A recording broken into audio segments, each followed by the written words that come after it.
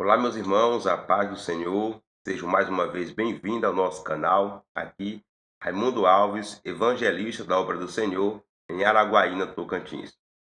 E estamos hoje aqui para mais um vídeo, mais uma aula do nosso projeto Apoio à EBD. Projeto este que visa ajudar todos os irmãos, que estão aí empenhados, trabalhando, atuando na escola bíblica dominical. O nosso propósito aqui é trazer uma opção de comentário, uma linha de pensamento, uma linha de raciocínio para ajudar você que vai estudar, vai meditar e até mesmo ministrar essa aula em alguma igreja. Eu gosto sempre de pedir aqui no início, aqueles que não são inscritos, que possam se inscrever no canal, dar o like, compartilhar nos grupos do WhatsApp e nas suas redes sociais, Facebook. Compartilhe, nos ajude nesse trabalho. É um trabalho voluntário para ajudar os irmãos a entender melhor a lição, explicar melhor, trazer para os irmãos uma opção de comentário, visando ajudar a obra de Deus, contribuir com o reino de Deus.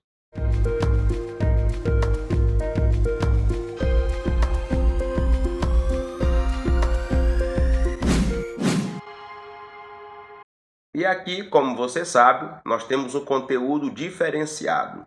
Nós lemos toda a lição, acompanhamos todo o conteúdo, apresentamos a parte teológica, que é o conteúdo estudado. E também aqui nós acrescentamos sempre algo a mais, Nós temos perguntas, nós temos o desafio para a igreja dos nossos dias, nós temos o recurso pedagógico, tudo isso para tentar ajudar você e também aproximar ainda mais, o nosso comentário, o nosso estudo bíblico do nosso dia a dia, da nossa realidade, da nossa prática cristã. É do conhecimento dos irmãos que neste trimestre estamos estudando sobre os ensinamentos de Jesus realizado ali no discurso do Sermão do Monte, também conhecido como Sermão da Montanha.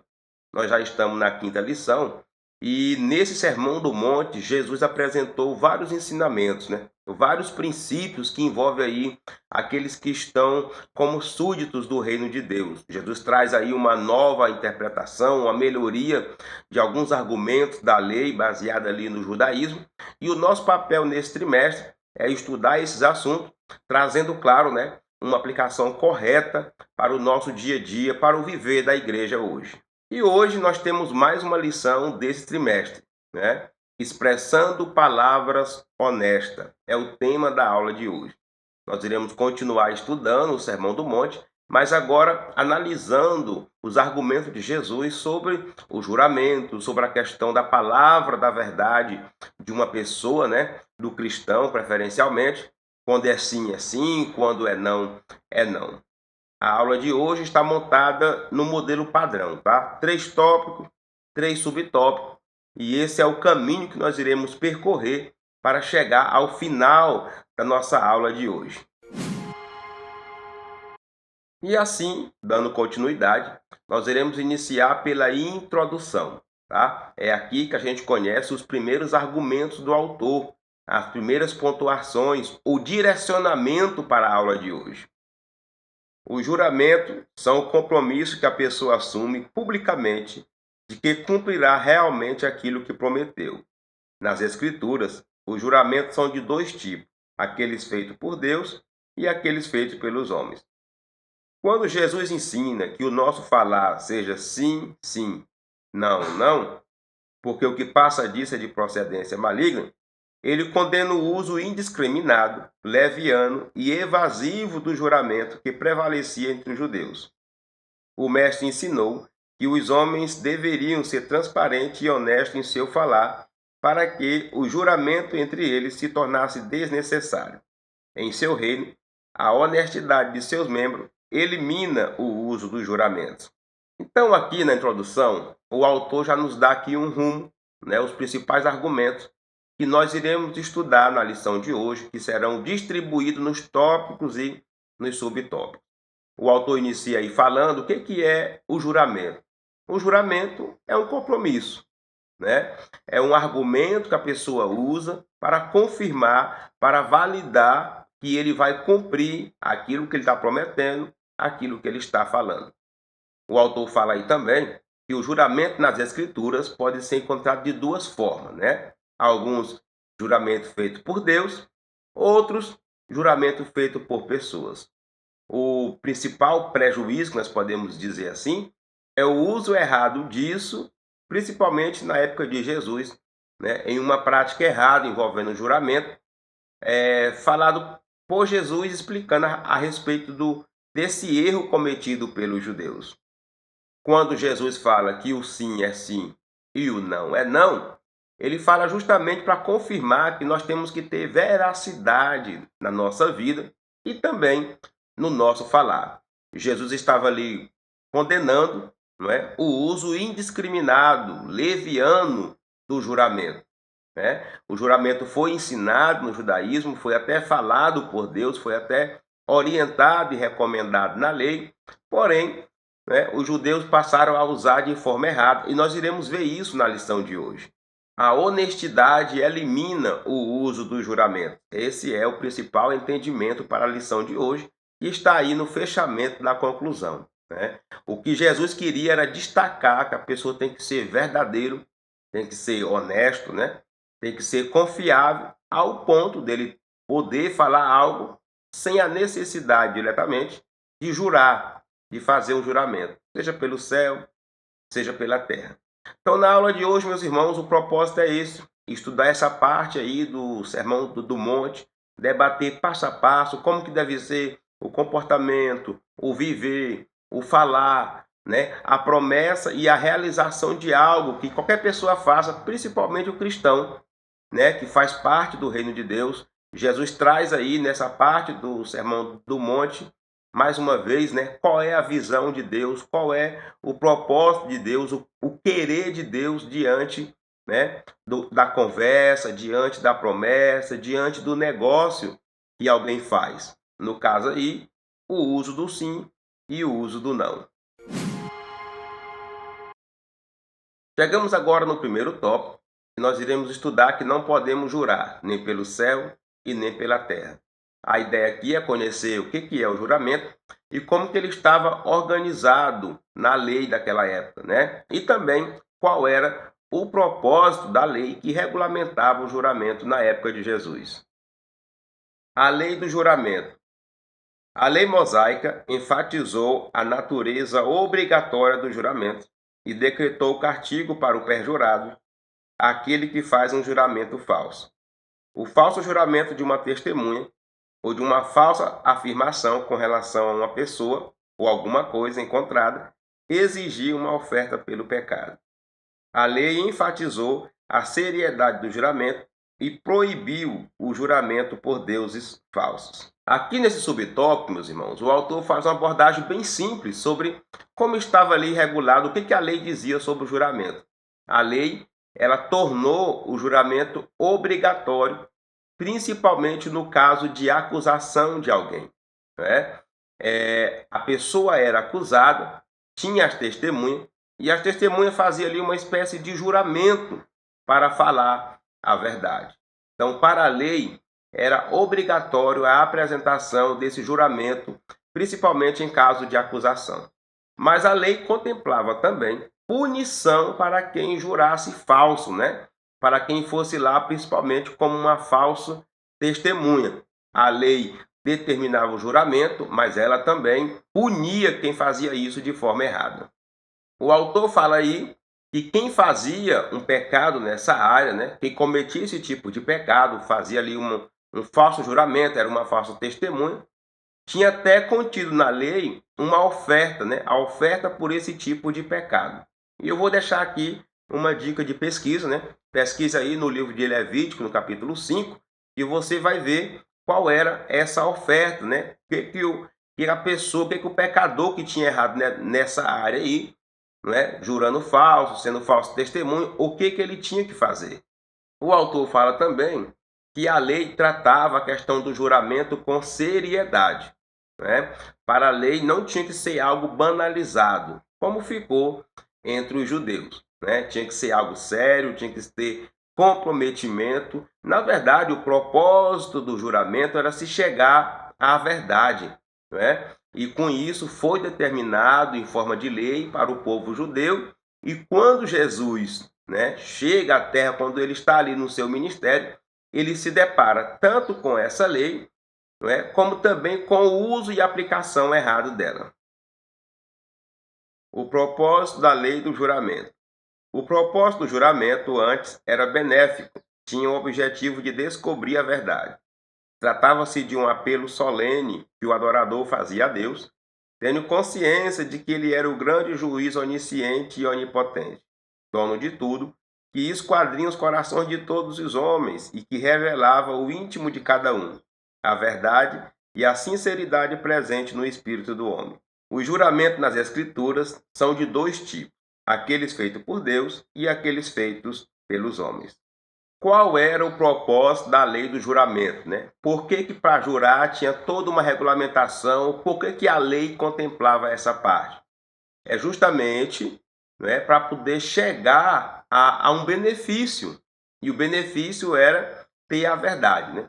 Obter a verdade. Até porque espera-se que, se alguém vai testemunhar, fazer um testemunho, que é uma coisa muito séria, principalmente quando envolve vidas, não é? Condenação, liberdade, espera-se que seja feito mediante a verdade, a fala da verdade. Então o juramento é para isso. A pessoa fazia um juramento em nome de Deus, que iria falar a verdade, que iria ser sincero. Então o propósito da lei era esse, tá? Chegar à verdade mediante uma proposta ali de juramento, uma coisa feita com seriedade. Mas por que em nome de Deus? É porque Deus é o Todo-Poderoso, é onisciente, é onipotente, ele sabe de todas as coisas. Então, ele que sonda o coração, ele que sonda a nossa alma, conhece a nossa vida. Por isso, foi determinado pela lei que se jurasse em nome de Deus. Afinal de contas, é o Eterno, é o Todo-Poderoso. O judeu tinha muito cuidado, né, para não esnobar de Deus, para não usar o nome de Deus em vão. Então, quando fazia esse juramento em nome de Deus, é porque o judeu estava expressando ali algo de verdade, algo sério, né? Afinal de contas, a própria tradição judaica mostra o cuidado que eles tinham em falar o nome de Deus e até mesmo evitar estar falando o nome de Deus para não usar o nome do Senhor em vão. E o autor encerra aí os argumentos falando que os juramentos na Bíblia podem ser feitos por Deus e também pelos homens. Realmente nós encontramos aí, né, Deus confirmando, justamente para levar o povo a essa rotina, a esse costume, né? Deus é o eterno, a Trindade é soberana, não precisa jurar por ninguém, não precisa fazer nenhum tipo de juramento, porque é o Deus dos deuses, mas em forma de metodologia, de pedagogia, né, para ensinar o povo a obedecer, a seguir mais ou menos aquele rumo. Encontramos juramentos de Deus na Bíblia. Encontramos também juramento de pessoas, né? Várias pessoas juraram em nome de Deus, né? Em nome do Senhor. Isso virou um costume, virou uma cultura, virou uma tradição, tá? Então, na Bíblia, nós encontramos esses dois tipos de juramento. Não jureis nem pelo céu, nem pela terra. A estratagema dos escribas e fariseus quanto ao juramento pode ser notado quando eles diziam que qualquer voto que o adorador fizesse usando o nome de Deus estaria vinculado àquele juramento. Mais um, sem que fosse pronunciado o nome de Deus, era de menor valor e, nesse caso, não precisava ser cumprido. Para Jesus, quem jurasse pelo céu teria de cumprir seu juramento, pois eles foram feitos por Deus, e a terra era o estrado dos seus pés, e Jerusalém era a cidade do grande Deus. Um cristão verdadeiro, que tem o coração transformado, não precisa invocar qualquer elemento para afirmar do que está dizendo é a verdade, posto que, na essência, a verdade está no íntimo do seu coração, no qual não há mentira, engodo ou engano. O autor inicia esse subtópico falando sobre um tipo de manobra realizada pelos judeus, né? Os judeus pegaram a lei do juramento e deram ali uma piorada nela, usaram ali um tipo de malandragem ali. Então eles passaram a dizer, a ensinar e também a praticar que todo juramento, todo voto que fosse feito em nome de Deus Realmente, se tivesse o nome de Deus, podia ser o que fosse. Tinha que ser cumprido. Agora, qualquer juramento que não tivesse o nome de Deus, não precisava ser cumprido. Então aí passou a se usar coisas banais, besteira, mas por ter falado em nome do Senhor, tinha que ser pago, tinha que ser cumprido. E coisas sérias, né, decisões sérias, testemunhos sérios, né, juramentos sérios, mas que não continha o nome do Senhor, não precisava ser cumprido. Então a gente percebe aí que há uma distorção aí do que Deus ensinou e do que Deus falou.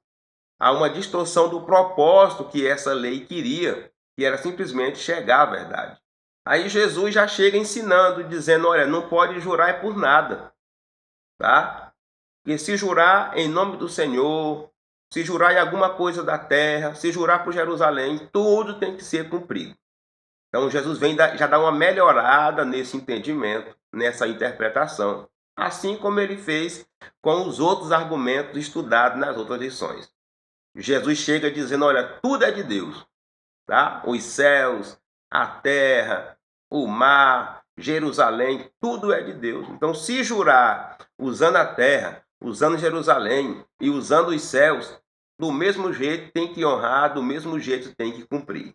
Mas, na verdade, o que Jesus quer mesmo, o que Deus quer mesmo, é que sejamos como essa citação que está aí no fim do subtópico, né? Todo cristão de verdade, todo servo de Deus de verdade, ele não precisa de artifício, não precisa estar fazendo uso de juramento, né? Juro pela minha mãe, juro pelo meu pai, juro por Deus. Não precisa. Se você tem uma vida íntegra, tem um coração puro, tem um coração honesto, tem um coração limpo, se você tem uma consciência tranquila do que fez, do que está fazendo, tem uma vida, né, coerente com a palavra de Deus, não tem necessidade de juramento. Na verdade, era isso que Jesus queria dizer. Olha, não precisa jurar pelo céu, não precisa jurar pela terra, não precisa jurar por Jerusalém. Seja o vosso sim, sim, e o vosso não, não. O desafio para a igreja dos nossos dias, meus irmãos, baseado nesse tópico, é os juramentos atuais. Os tempos mudaram, né? As culturas evoluíram, muita coisa mudou. E o tipo de juramento também mudou, tá? Deram um jeitinho por aí, deram uma piorada e com certeza traz prejuízo para o reino de Deus. E os juramentos atuais, né? Além de alguns ainda usarem também o nome de Deus, né? São os títulos, as funções, as famosas carteiradas, não é? Usando o nome de alguém. Não, é porque eu sou filho do pastor fulano, eu sou filho de ciclano. Ah, foi o pastor fulano que mandou, foi o reverendo que mandou, né? Esses são os tipos de juramento que nós temos hoje. Alguns usando da sua função para conseguir algo, não é? Usando do seu cargo, da sua posição, para tentar fazer valer o que ele disse.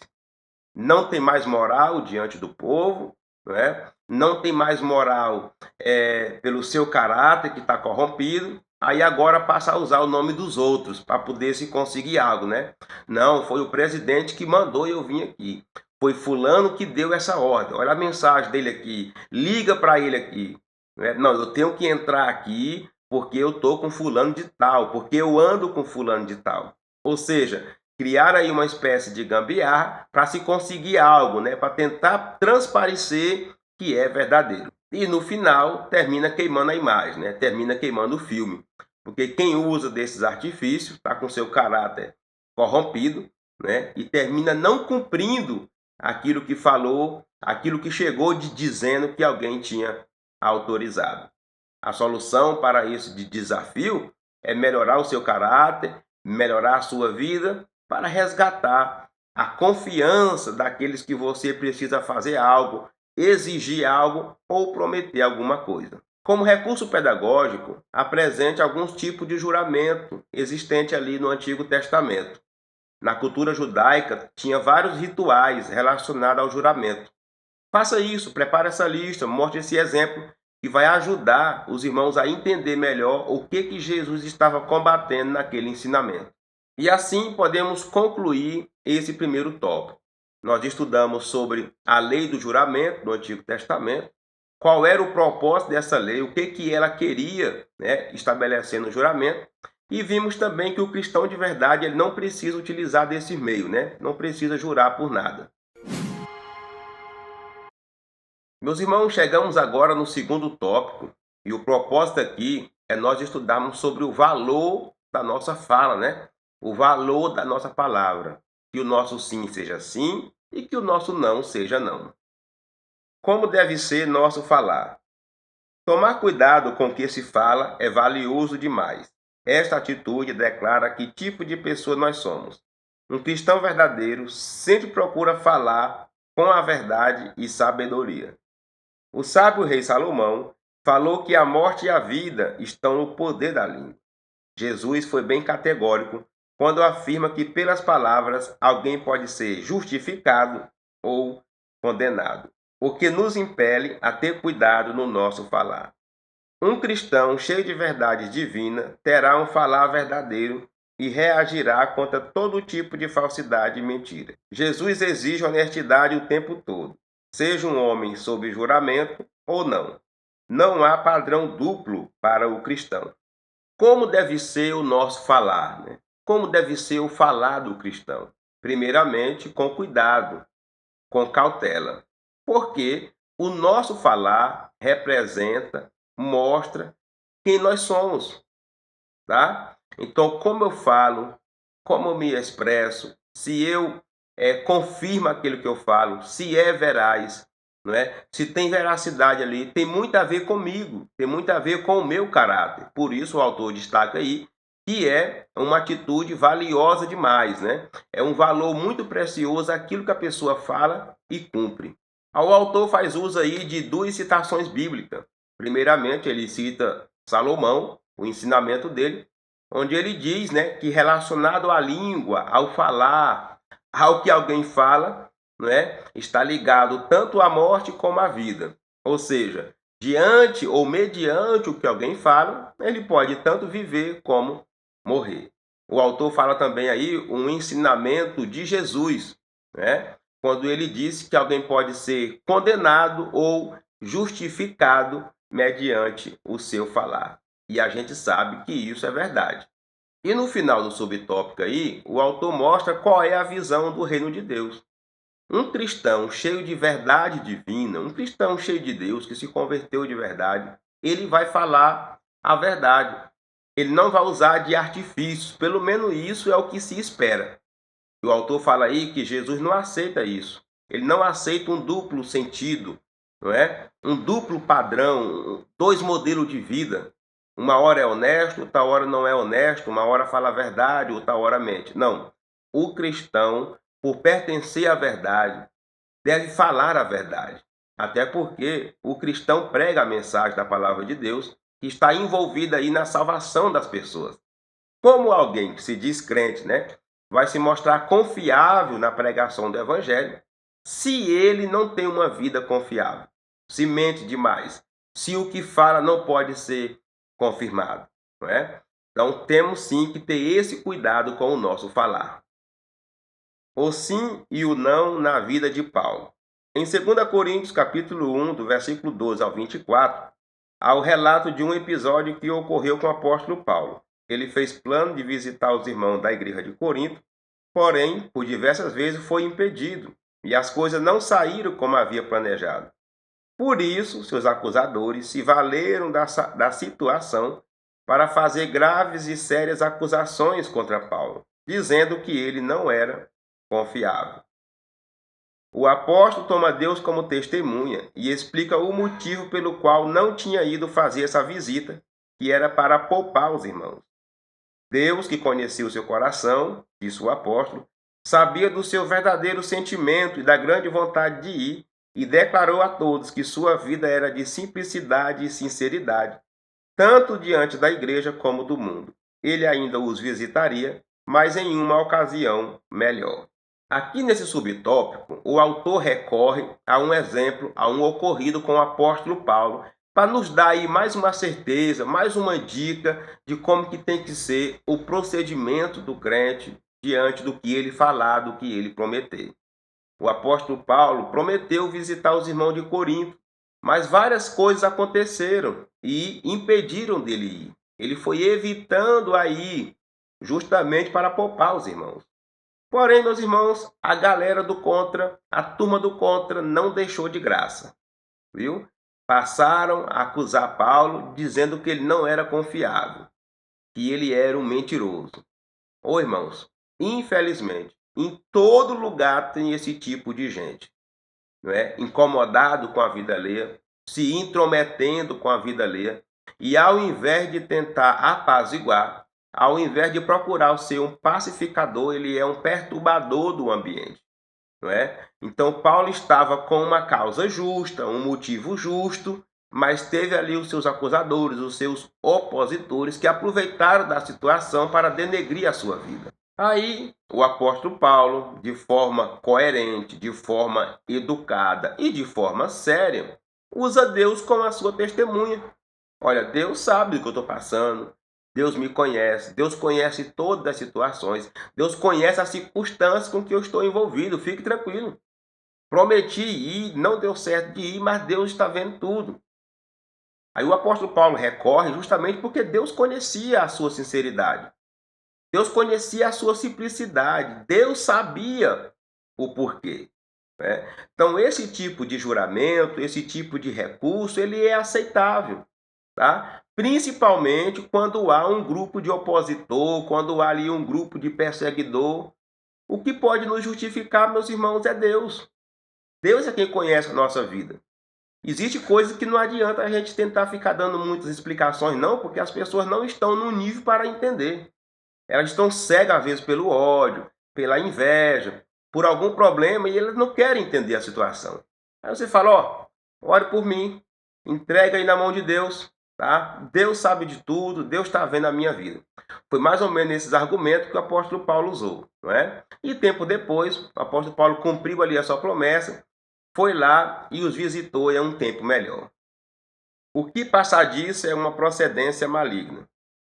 Como o caso que aconteceu em Corinto, em que Paulo conhece a importância da honestidade e da sinceridade nas palavras e ações, Deus quer que sejamos verdadeiros e transparentes em todos os nossos relacionamentos.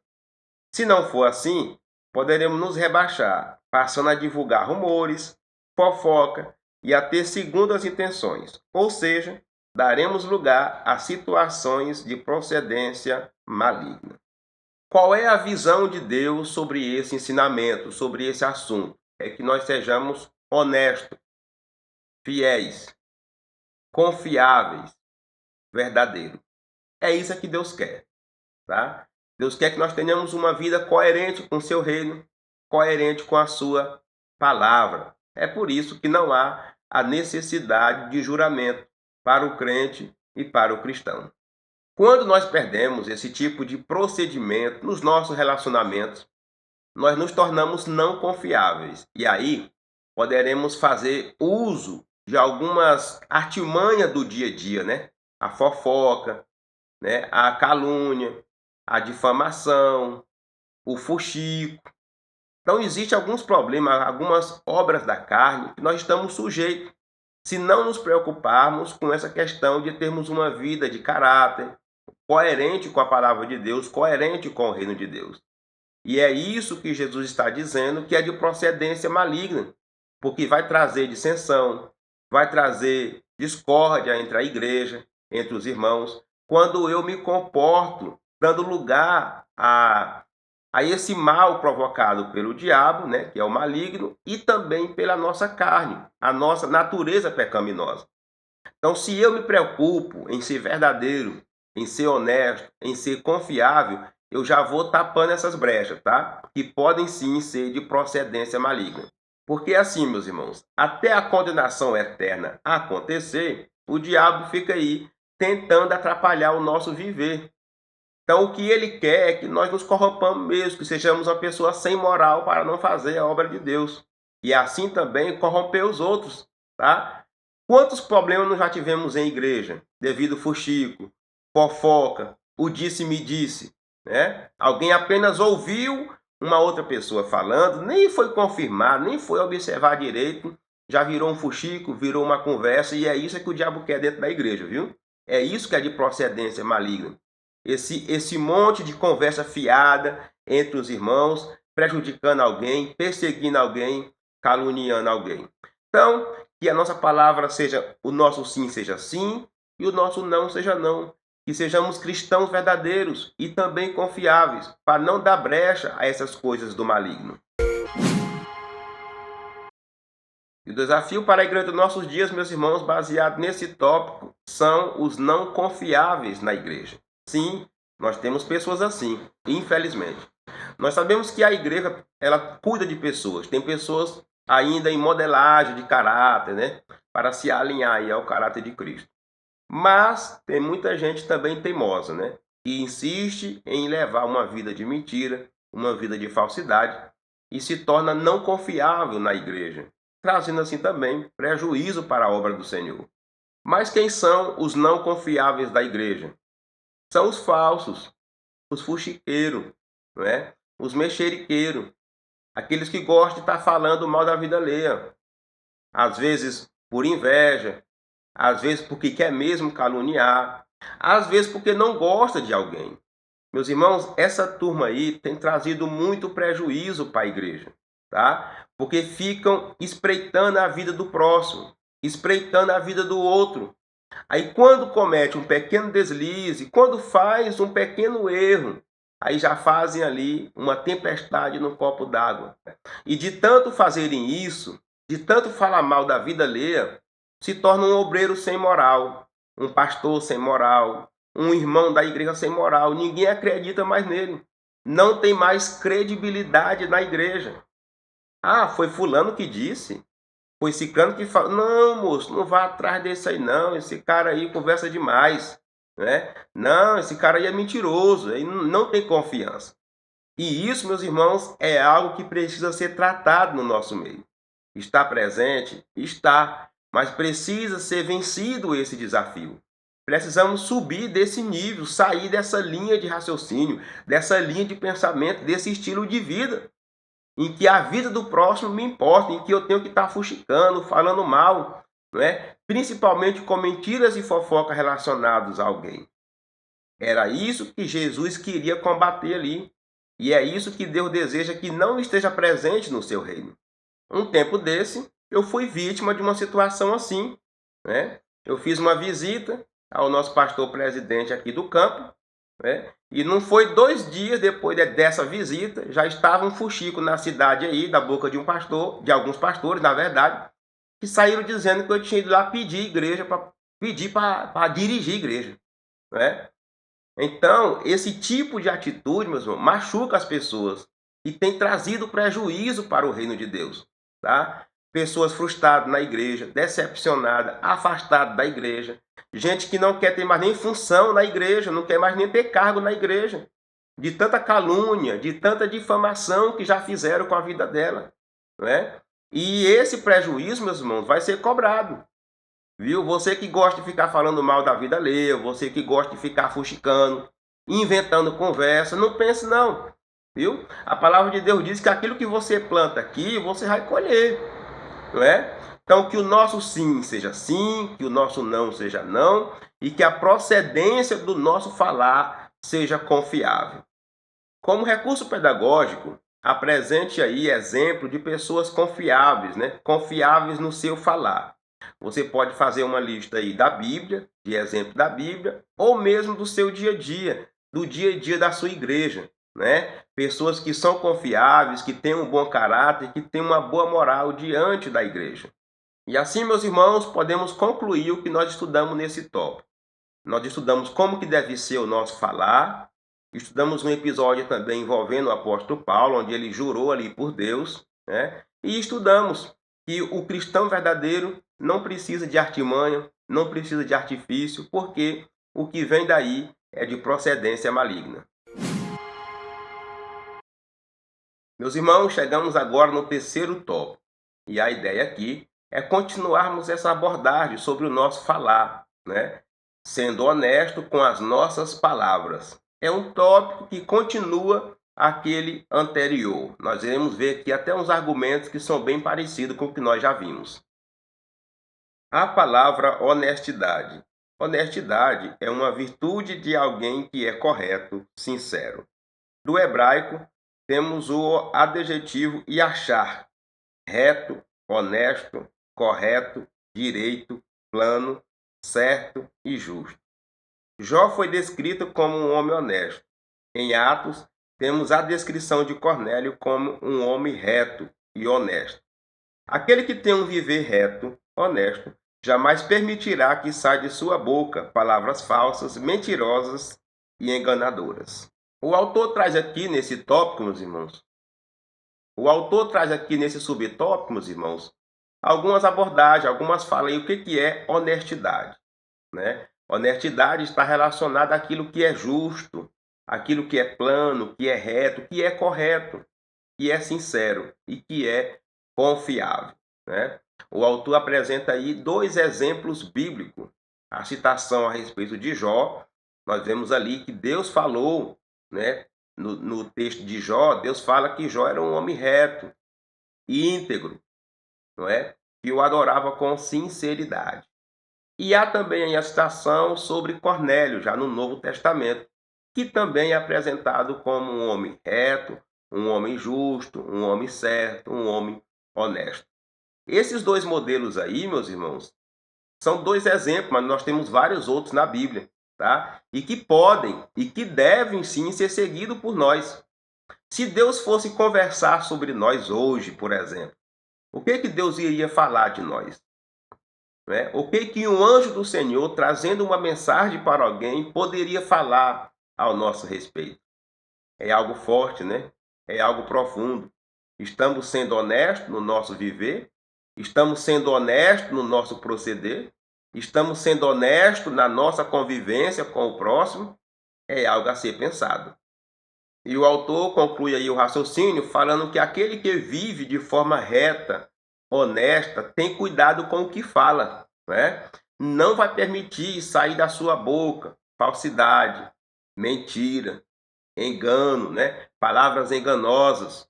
Então, o crente, principalmente, que prega a palavra, que ensina a palavra, que tem essa ligação com o céu, aí é que o cuidado deve ser grande, né? O crente deve ter esse cuidado no seu falar como cidadão, né? A sua vida social como um ser humano, mas também como um cidadão do céu, né? Como alguém espiritual.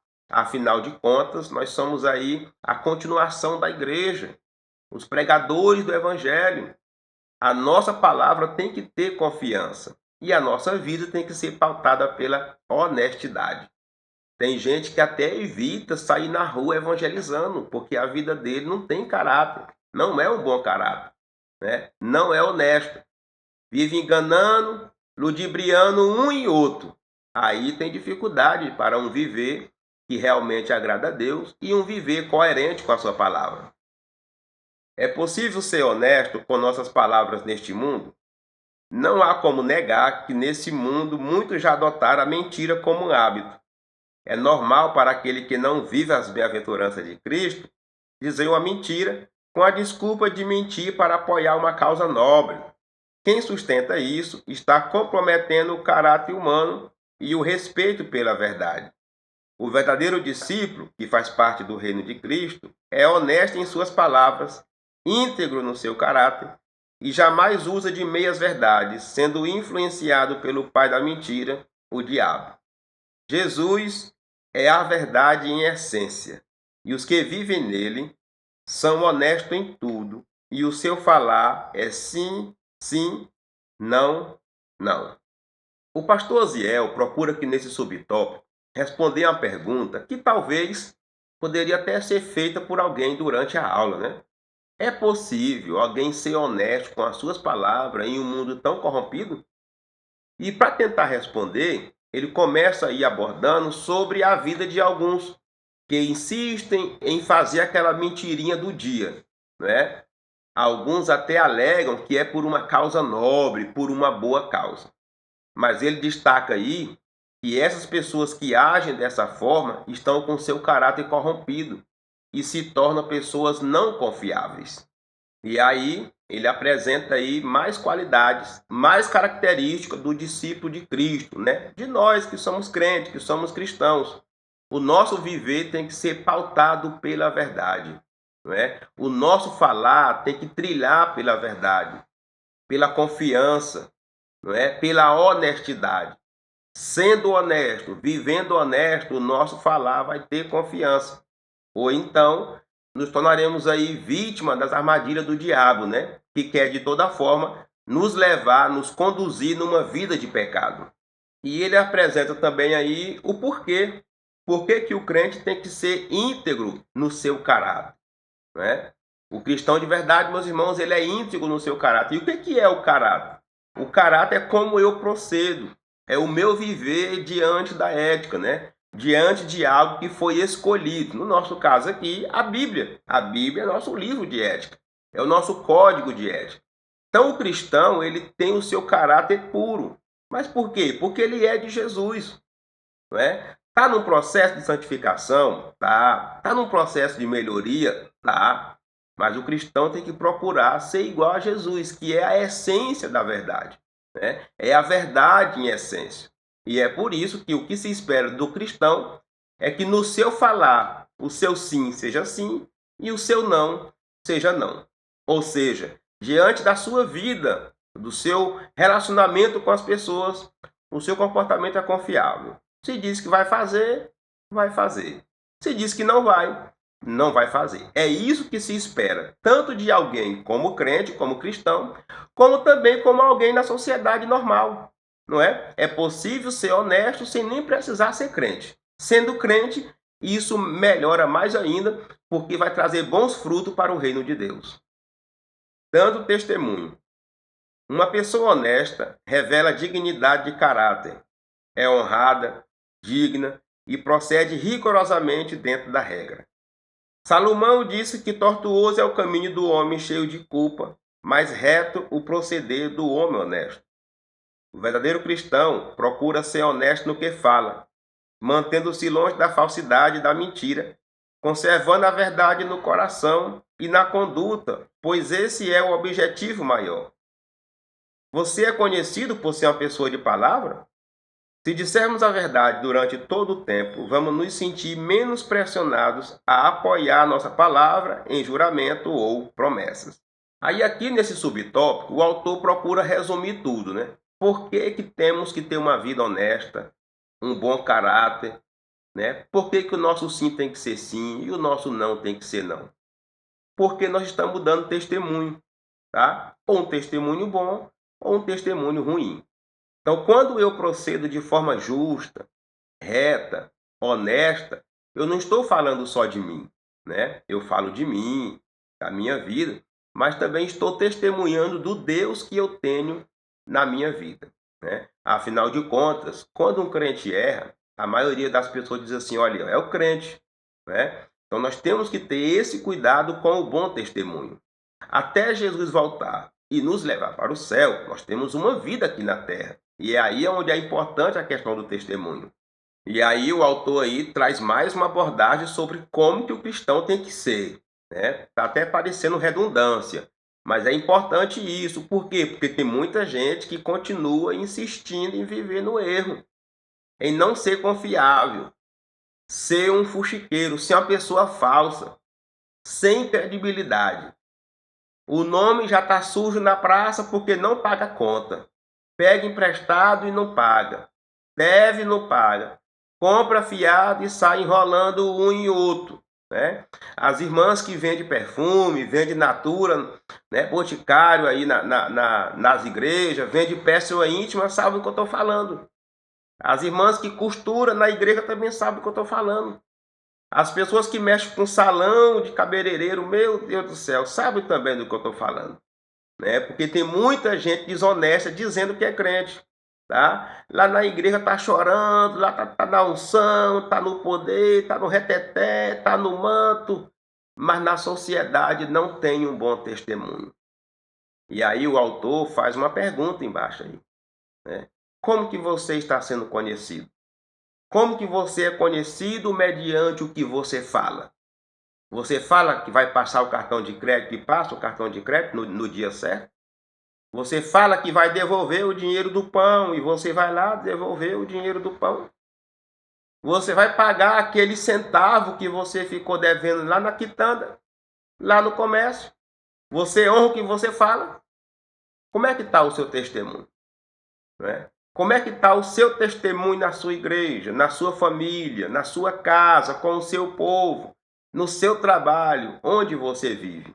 Essa é a ideia desse tópico, tá? Nos levar a refletir sobre isso.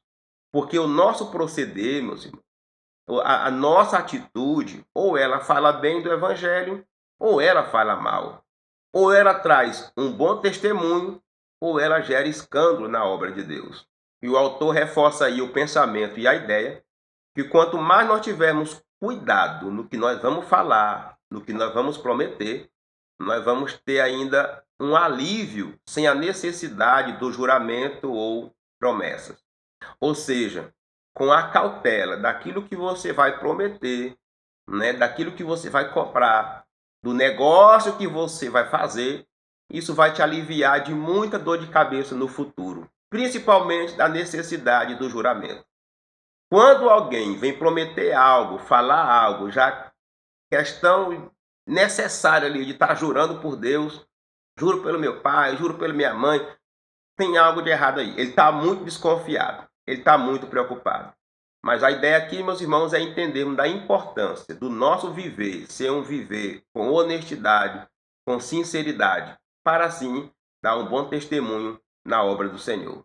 Como recurso pedagógico, mostre mais uma vez exemplo de honestidade, de bom testemunho, tanto de fatos ocorridos na Bíblia ou do dia a dia, que ocorreu na sua vida, na vida de um irmão que você ouviu falar, não é? Apresente isso para a igreja, que os irmãos vão entender o quanto é importante um bom testemunho, tendo uma vida honesta, coerente com a palavra de Deus.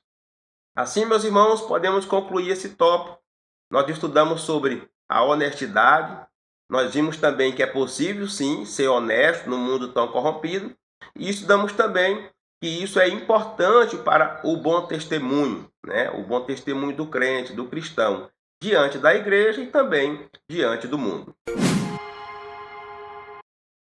Chegamos agora na conclusão da nossa lição, e aqui nós iremos fechar o assunto conhecendo e também abordando, né, sobre os principais argumentos que o autor usou para concluir esta aula.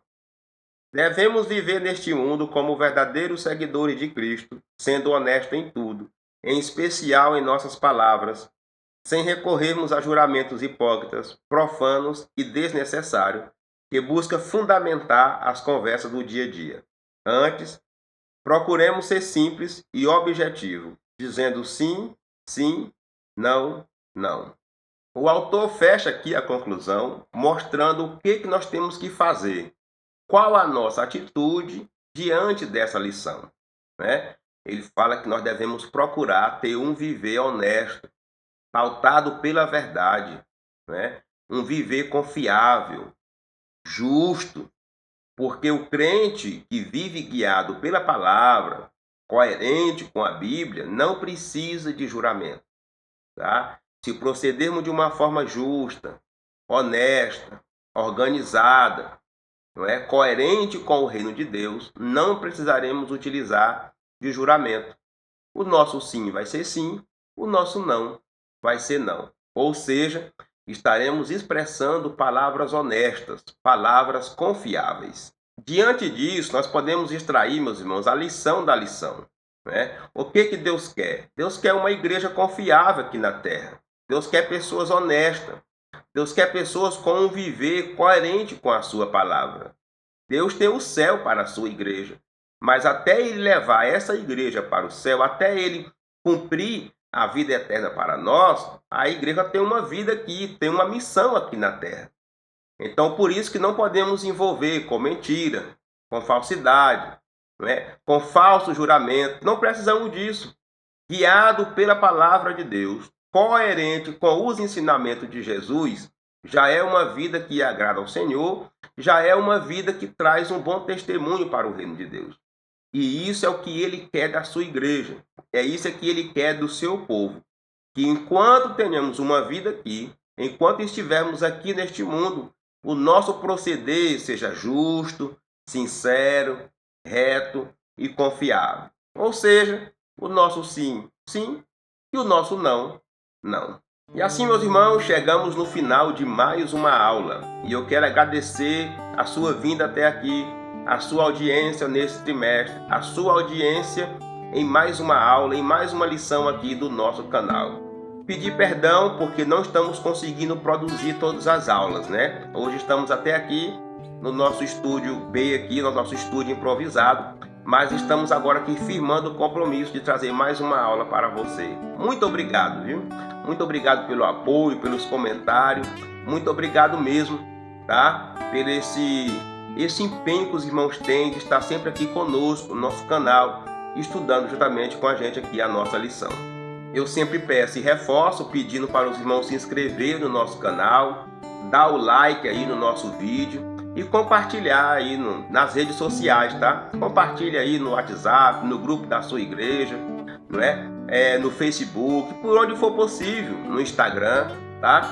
Compartilha aí, meus irmãos, nos ajuda nesse propósito, nos ajuda nessa missão, porque estamos aqui simplesmente para contribuir com o conhecimento dos irmãos. Falar para você aí das nossas redes sociais, estamos no Facebook, fazendo ali postagens semanais.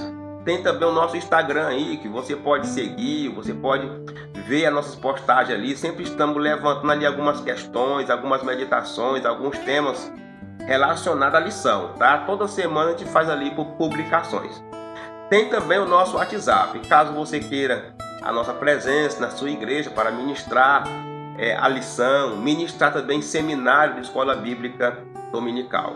E falando em WhatsApp, nós criamos aí em parceria com alguns irmãos um grupo do WhatsApp para estudo das lições, tá? E também melhorias da escola bíblica dominical. Escreva no comentário aí se você tem interesse, e aí eu entro em contato e lhe passo o link do grupo, né? Já existe tanto grupo, mas nós criamos mais um justamente para poder ajudar os irmãos.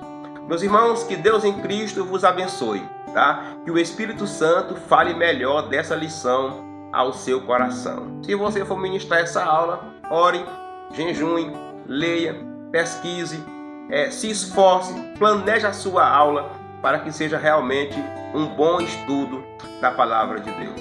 Nesse domingo é comemorado o Dia das Mães. E eu quero aqui deixar aqui meus parabéns, meus felizes Dia das Mães a todas as mães que estão assistindo, aquelas que não estão assistindo.